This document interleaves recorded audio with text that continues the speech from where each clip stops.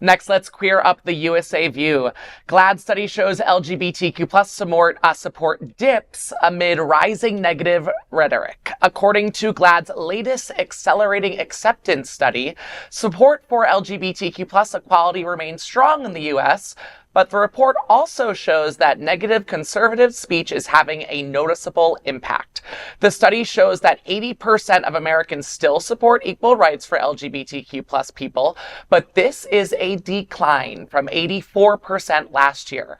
Looking at the study, GLAAD president and CEO Sarah Kate Ellis said, quote, "This should not come as a surprise," end quote. She attributed the decline to extremist politicians and media outlets that have targeted queer communities with harmful legislation and disinformation campaigns.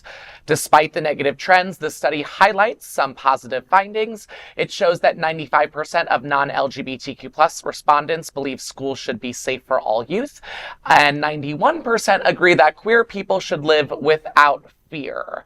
So, I'm not sure what the schools, yes, schools should absolutely be safe. I don't need to be gay to know that. I want to focus more on the decline and what has changed in the tone or the pointedness of the hateful speech that has been around forever, and as opposed to now. Why is it so kicked up now? What is happening right now that this show, like Queer News Tonight, is so incredibly important because it's a platform that we're sharing all of these articles, but why now is everything so kicked up? Anyone? Well, look who's running for president, and I can say it, when we had Charlottesville, it was just so shocking to me, and I believe President Biden even spoke to it last night in his speech of, you're watching people marching down the street, spewing hate, towards Nazis, hates towards blacks, hates toward, every group that was not their own, and there was no shame in it. Whereas before they hid under hoods and everything else, now they were just out. So I think that there was a wave that was released, in the United States, and not only the United States, you look at other countries who do not have the freedoms that they have. And I read articles all the time of, people in some places are literally just being killed for being insinuated that they're homosexual, or how they might identify. So it is important to have shows like this. Representation matters. Absolutely. So you feel that the hateful people have been emboldened and have been able to say more because they knew Trump was running again? Yes. They might have quieted down for a little bit and then they came back? I don't know if they ever quieted down. Well, what's one event that we think at this table that was largely volumized on media outlets and got a lot of coverage that we feel we saw the tides turning a little bit more crazier? Does anyone have one?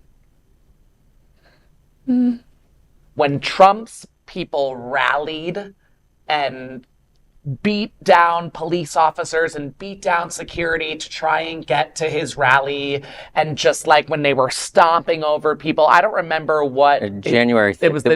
It was a riot and an attempted coup. To me, that is when everything started shifting just a little bit crazier.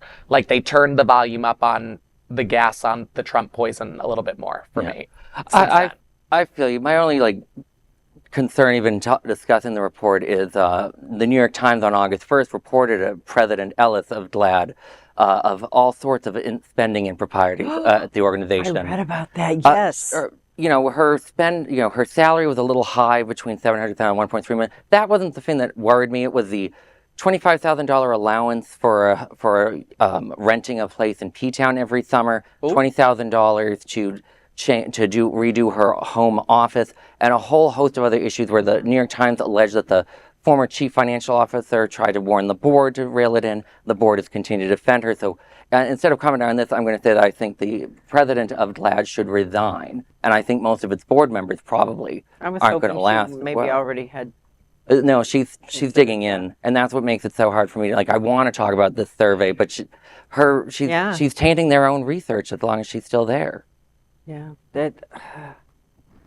I was shocked at her salary anyways. I mean, over 25. So, when I was young, in my day, we had to walk in the snow 5 blocks to get to the Gay and Lesbian Community Center. And then when we got there, the executive director made $30,000 a year. Mm-hmm. So that it was shocking to me. And I was surprised that they wouldn't think there'd be any oversight. Unfortunately, I think it's an issue with the way certain LGBTQ groups, sadly now, are maybe getting a little too into their own hype and success with the money. And that's showing the decline in the numbers that we're seeing with this survey. Interesting transition. I like that. Well, that is interesting because maybe there's an arrogance that has, or what they see as a lack of humility. Go back, go back where you came from, kind of a thing. Like the more power we get, or the more visibility we get, that the more that might happen. You've got a point there. And sometimes we have people that are in the community, and there's a quote I heard today, and I wanted to remember it so bad, but people sometimes are not about the community, they're about themselves. So if you have someone who says, I'm community, but everything goes back to themselves, well, community sees that. Community is not dumb. And it's like, if that's really what it's about, do I really want to be a part? So, as much as I might hate to say this, sometimes we have to look at ourselves too. What are we standing for? What are we representing? What are we really showing to someone that wants to make someone, an ally, a supporter, or are we really repulsing? Well, I hope at this time next year we are up on those numbers.